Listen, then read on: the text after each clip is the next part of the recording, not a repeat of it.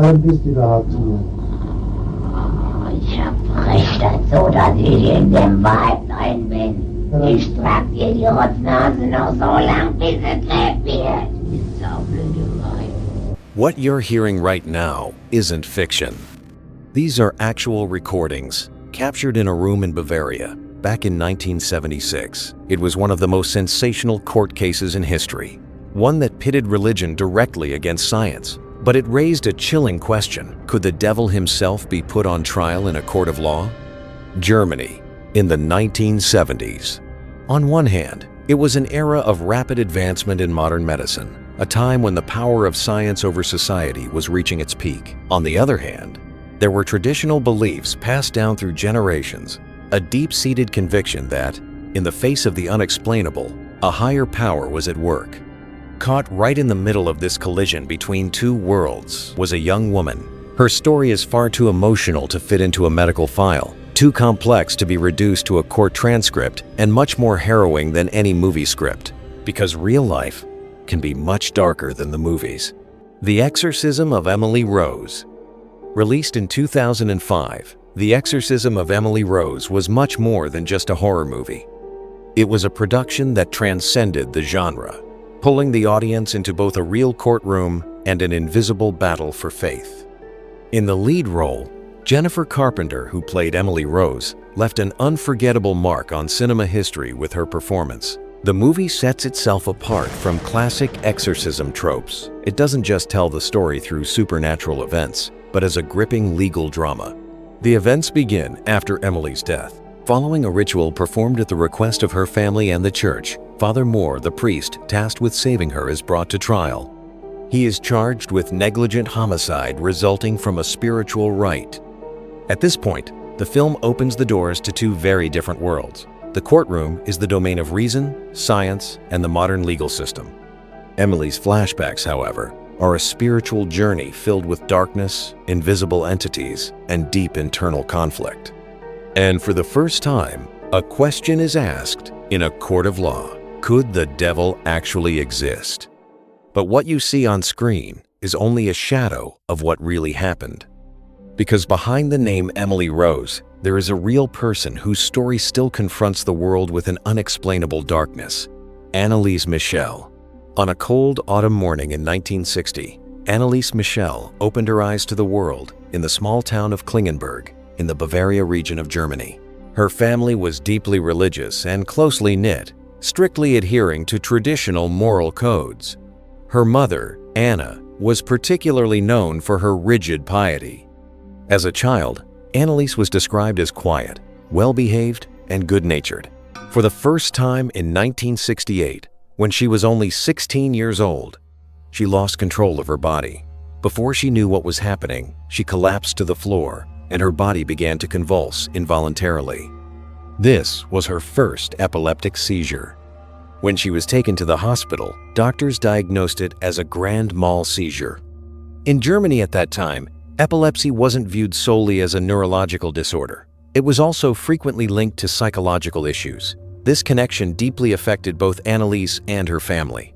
For a while, the seizures were managed with medication, but as time passed, other symptoms began to surface. Anneliese would wake up at night, gasping for air, claiming she felt an invisible pressure in her room. She described it as if something heavy were sitting on her chest, leaving her unable to move. Medical records noted this event as sleep paralysis. But for Anneliese, this was the beginning of a much darker chapter. As time went on, Anneliese began to claim she was talking to things no one could see, hearing voices no one else heard, and living in constant fear of something invisible while walking through the house. She said she saw dark shadows in her room. She claimed to hear voices whispering ominous words to her. At night, she would writhe in her bed, and when she tried to pray, she would scramble the words. Her family took her back to the neurology clinic. This time, doctors were evaluating her for suspected depression and hallucinations. But none of them could explain the truth. On Anneliese's body, bruises and scratch marks appeared during moments when no one else was watching. On some nights, her hands would lock together as if they were bolted, and she couldn't pull them apart. Sometimes, she wouldn't eat for days, saying, "The food won't go down my throat." Deep down, Anneliese was beginning to believe that this was not just an illness. By the early 1970s, Germany still held a powerful Catholic culture, and many families were inclined to find religious explanations for the unexplainable. It seemed as though Anneliese's experiences were moving far beyond the boundaries of medicine. One day, after returning from school, she told her family that she had tried to pray in her room, but it felt as if an invisible hand were stopping her. For her mother, this was a deeply alarming sign. Her friends began to notice that Anneliese was withdrawing more and more. Her expression had changed. Her gaze was duller, her voice shakier, and her behavior more timid. Moreover, she frequently claimed to smell something burning, yet she could never find the source. What happened in one house would spread to every other doorstep within days. The whispers began. Anneliese isn't herself anymore. Her eyes have changed. She suddenly starts screaming while she's praying. For the family, this brought a sense of unspeakable shame and helplessness. But the most striking account came from Anneliese's boyfriend, Peter. One night, she called me, crying. She was shaking so hard, she could barely speak. She could only manage to say, "They're coming back. They're here again." One day, her mother entered Anneliese's room and found her kneeling. Her daughter's eyes were filled with tears as she repeated the same sentence over and over. "They won't let me go, no matter what I do." This was a turning point for the family. As Anneliese Michel's condition grew progressively worse throughout 1973, both science and her family found themselves at a desperate dead end. And finally, a sentence that had begun as a whisper within the family was spoken out loud. Maybe this isn't a medical issue anymore. The first person the family turned to was Father Alt, the local parish priest. When the pastor spoke with Anneliese, he noticed she was carrying a deep sense of guilt. "I feel like something evil is following me," she told him. It was a sentence the priest would never forget. Though he felt something extraordinary was happening during their first meeting, his authority was limited. Because of this, the family formally appealed to the Archdiocese of Munich. However, at that time, the Catholic Church had incredibly strict rules for granting permission for such a rite. Every request first required an explanation that could not be debunked by medicine. For this reason, the priest referred the family back to doctors. The medical professionals, meanwhile, maintained that her issues were purely neurological and psychological. The request for permission in the court records reads as follows: "Medical treatment is yielding no results. Our daughter's behavior includes extraordinary reactions to religious symbols. We believe spiritual intervention may be necessary." The Archdiocese did not grant the request immediately. In the modern age, the Catholic Church approached claims of demonic intervention with extreme caution. They demanded a long period of observation first. But time was slipping away, and Anneliese was getting worse. According to witnesses, she couldn't go near religious objects and would cover her face the moment she saw a crucifix. She could distinguish holy water from regular water without even looking at it. On some days, she spoke to herself in unrecognizable languages. At times, she would scratch at the walls for hours, not stopping until her fingers were bleeding. Throughout the night, the sounds of clicking, growling, and furniture being dragged could be heard in the house. As they entered 1973, the events intensified. Anneliese was no longer just hearing voices. She said she felt entities directing her. Her family began to feel that medical treatment was no longer enough. And finally, when every door they had knocked on closed one by one, they returned to the church. This time, the priest wasn't alone. They spent time observing Anneliese in her daily life, searching for signs. The church needed clear evidence before they would ever grant permission for the rite. And those signs began to manifest in early 1975. Anneliese was now struggling, even to walk. On some days, she wouldn't touch or speak to anyone. On others, she would talk for hours, saying, "They won't leave me alone." And finally, after months of evaluation, the church made its official decision. In September of 1975, Bishop Joseph Stangl acting on the Catholic Church's Rituale Romanum, officially granted permission for an exorcism. One phrase in the authorization document stood out: "Permission is granted to perform the rite according to the old ritual." This meant the process would not be modern, but classical, implying an incredibly intense and grueling ritual. Although this was an extremely rare permission to be granted, Anneliese's condition seemed to meet every single requirement. 2 men were assigned to perform the ritual: Father Ernst Alt and Father Arnold Renz. This decision was the beginning of a process that would change the young girl's life forever. In the autumn of 1975, her life entered a path from which there was no turning back: the exorcism. The first session, the house was silent that day. The family and the neighbors had not yet crossed the threshold. Inside, there were only 3: Anneliese, Father Alt, and Father Renz. As Father Renz began to recite the prayers aloud, it was documented that Anneliese's body began to undergo intense convulsions. According to witness accounts, her eyes would darken significantly. Her body would shake involuntarily at the sound of specific sacred words. This ritual was not the first, and it certainly would not be the last. The process that began that day would span 10 months, involving a staggering total of 67 separate sessions.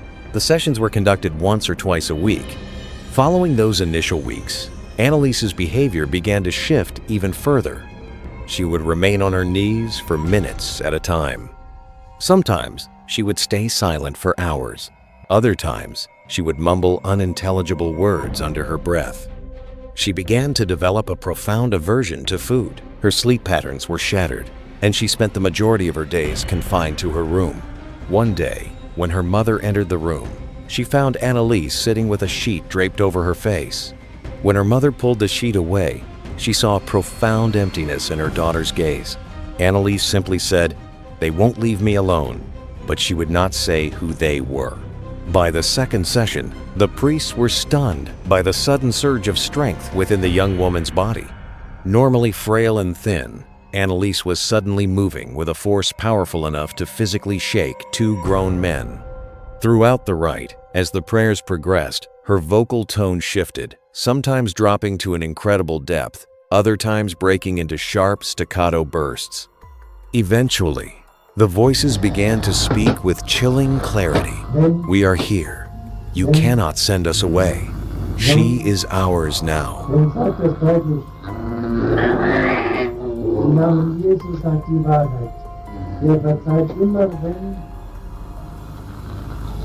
These words drove both the family and the priests into a state of deep fear, but the ritual process had reached a point where it could no longer be stopped. By the time November arrived, the physical transformations in Anneliese's body were becoming impossible to ignore. During the night, her patterns had shifted into increasingly self-destructive behaviors. When she woke up in the mornings, her arms, shoulders, and legs were covered in deep, unexplained bruises. She claimed to have no memory of how these marks had formed. One day, Anneliese spoke a sentence to Father Alt that offered a chilling insight into her mindset: "I am suffering for the sake of others." By December, the priests felt the process needed to be managed more systematically. It was during this time that they began audio recording the sessions. Those tapes would eventually become some of the most controversial and debated documents in German history. The recordings captured several chilling details. Anneliese would produce deep, guttural growls for minutes at a time. She was recorded speaking in multiple, distinct vocal tones simultaneously. In some sessions, she displayed a surge of strength so intense that furniture would break under the pressure, and 2 grown men struggled to restrain her. Reports noted her attempting to scale the walls while prayers were being recited. It is well documented that she spent hours on her knees, leading to severe skeletal trauma.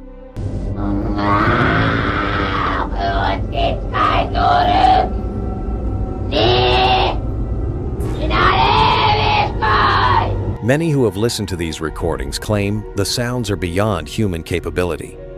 Her father, Josef, once told a neighbor, "Seeing her like this pierces my heart. Every day she seems to wither away. My only thought is finding a way to help her." But one thing was undeniable. Anneliese was reaching a breaking point. The final rite. The ritual performed on the night of June 30th became the final session Anneliese would ever attend. When the priests arrived at the house, they found her barely able to stand.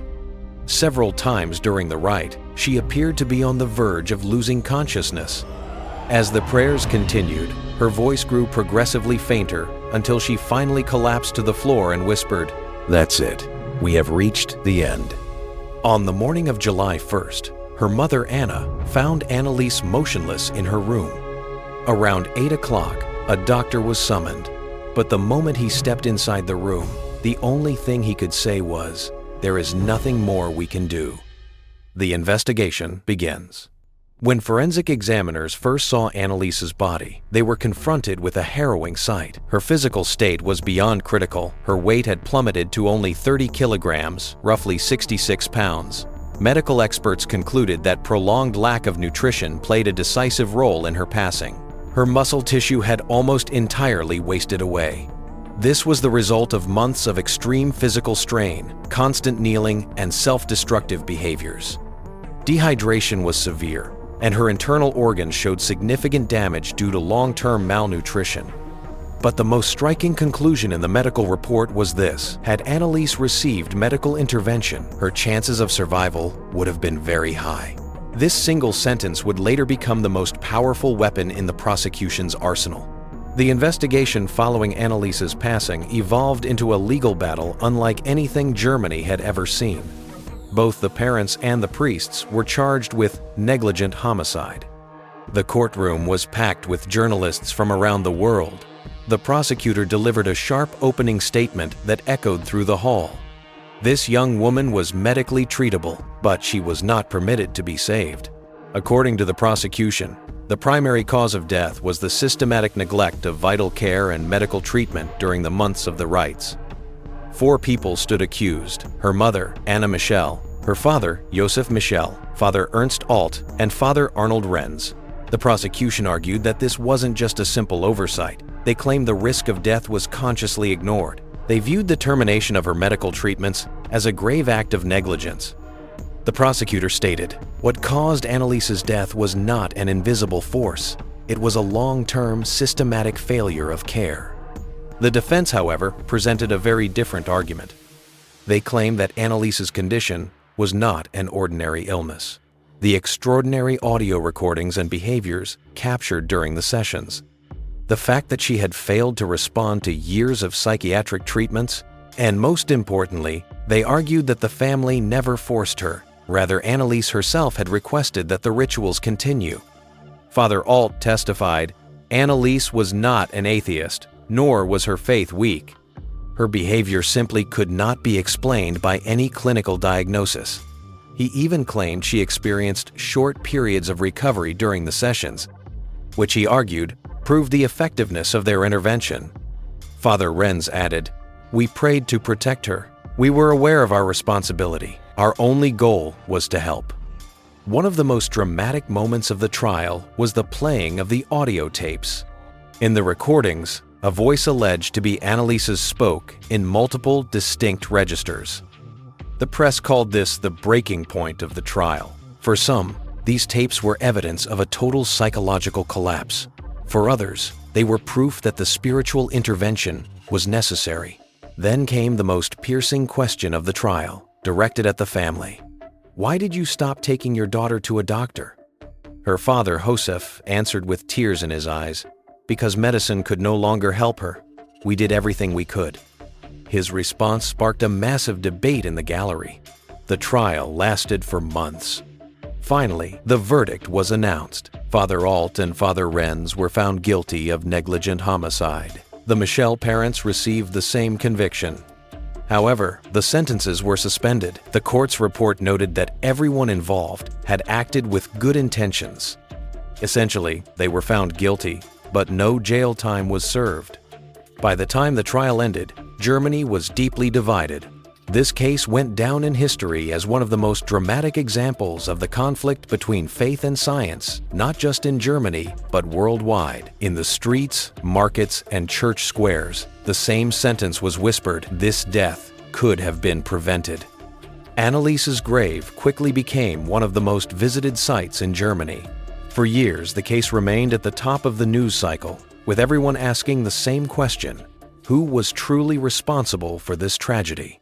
After 1999, with the rise of the internet, Anneliese's story spread far beyond Germany's borders. This led to the production of the 2005 film The Exorcism of Emily Rose, starring Jennifer Carpenter. In the movie, the trial focuses heavily on whether Emily's spiritual experiences were real. Unlike the movie, there were no letters describing a divine mission. Anneliese did have personal religious writings, but the film expanded on these for dramatic effect. Yet, the core message of the film remained the same: who was right, faith or science? And perhaps that is why her name continues to echo. Because at the end of every tragedy, one question remains: was it possible to save her? This is Based on Real.